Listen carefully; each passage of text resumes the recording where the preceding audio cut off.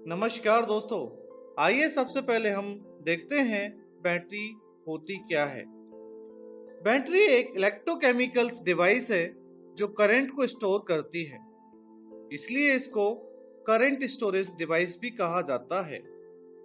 जब हम ignition switch on करते हैं तो सर्किट कंप्लीट हो जाता है और करंट स्टार्टर मोटर में जाता है और इंजन स्टार्ट हो जाता है। सामान्यतः हम 75 एम्पियर और 88 एम्पियर बैटरी का अपने ट्रैक्टर में उपयोग करते हैं। आगे बढ़ने से पहले हम यह जानने की कोशिश करते हैं कि बैटरी की जरूरत क्या है। इंजन को स्टार्ट करने के लिए हमें बैटरी की जरूरत पड़ती है और सभी तरह की जानकारी देने वाले सिग्नल्स को चलाने के लिए भी हमें बैटरी की जरूरत पड़ती है और अल्टरनेटर से उत्पन्न करंट को स्टोर करने के लिए बैटरी का प्रयोग किया जाता है। इसके बाद हम यह जानने की कोशिश करते हैं कि बैटरी पूरी तरह से चार्ज है या नहीं है। यह जानने के लिए हम बैटरी की स्पेसिफिक ग्रेविटी चेक करेंगे।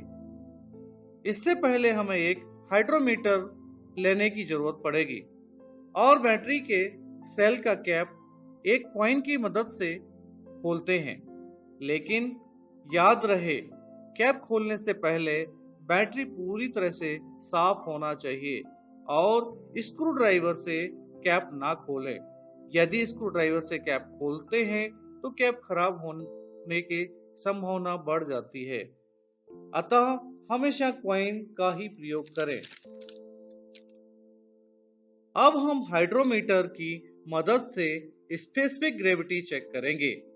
हाइड्रोमीटर की एक सक्शन नोजल को सेल के अंदर डालेंगे और पहले से दबाए हुए रबर बॉल से दबाव हटाते हैं तो बैटरी का इलेक्ट्रोलाइट लेवल हाइड्रोमीटर के अंदर एक लेवल तक आ जाएगा और तैरने वाली कैलिब्रेशन ट्यूब भी ऊपर आ जाएगी। उस पर कुछ लेवल लिखा रहता है, उस लेवल को देखते हैं। इसी लेवल को स्पेसिफिक ग्रेविटी कहा जाता है। यह स्पेसिफिक ग्रेविटी 1220 से 1280 तक होती है। यदि यह स्पेसिफिक ग्रेविटी 1220 से कम होती है तो बैटरी डिस्चार्ज मानी जाती है और इंजन को स्टार्ट करने में असमर्थ होती है। अतः बैटरी के इलेक्ट्रोलाइट लेवल की जांच करते हैं। यह न्यूनतम मार्क से कम और अधिकतम मार्क से ऊपर नहीं होना चाहिए। यदि बैटरी की ग्रेविटी फिर भी कम रहती है तो इसके संभावित कारण कौन कौन से हो सकते हैं चेक करते हैं। फैन बेल्ट लूज होने के कारण अल्टरनेटर आउटपुट कम देता है और बैटरी चार्ज नहीं हो पाती है, जिससे बैटरी डीप डिस्चार्ज होने की संभावना बढ़ जाती है। इसके बाद वोल्टेज रेगुलेटर की सेटिंग का गलत होना भी हमारी बैटरी के लिए नुकसानदायक है, इसे हम चेक कराएंगे।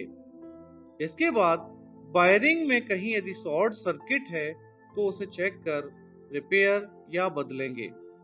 इसके बाद बैटरी टर्मिनल यदि लूज हो तो भी करंट पूरा बैटरी में नहीं जा पाएगा, अतः बैटरी डीप डिस्चार्ज हो जाएगी।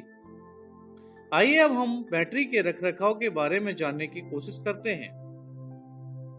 बैटरी जब ट्रैक्टर पर लगाएं तो टाइट होना चाहिए और नीचे रबर पैड का प्रयोग करना चाहिए ताकि कंपन को रोका जा सके।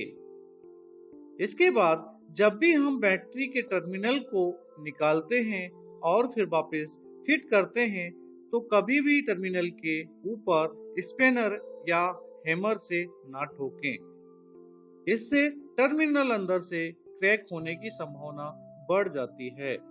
और इसके बाद बैटरी टर्मिनल पर यदि सॉल्ट जम जाता है तो गर्म पानी से साफ करेंगे और साफ कर बैटरी टर्मिनल पर पेट्रोलियम जेली का उपयोग करेंगे और इसके बाद बैटरी में इलेक्ट्रोलाइट लेवल पूरा रखें।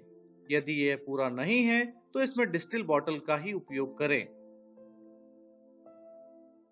इसके बाद बैटरी के बेंट प्लग को साफ रखें ताकि अंदर से गैसेस पास हो सके, नहीं तो बैटरी फूल जाने व फट जाने जैसी समस्याएं हो सकती हैं। इसके बाद इंजन को 30 सेकंड से ज्यादा क्रैंकिंग ना करें, इससे बैटरी डीप डिस्चार्ज हो जाती है।